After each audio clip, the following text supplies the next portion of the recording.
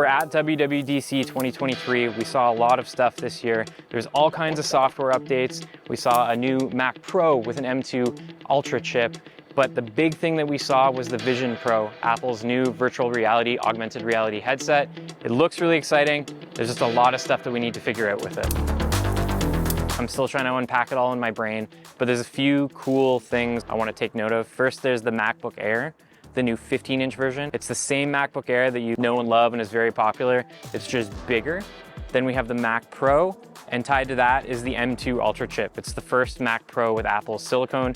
We kind of knew that was coming. Then the device that we saw that's obviously like the belle of the ball, the big thing, the thing that everybody is waiting for is the Vision Pro. It's Apple's big virtual reality headset. It looks super cool, I'll give it that. It's really, really neat. There's this curved display on the front and then displays that like let you see your eyes.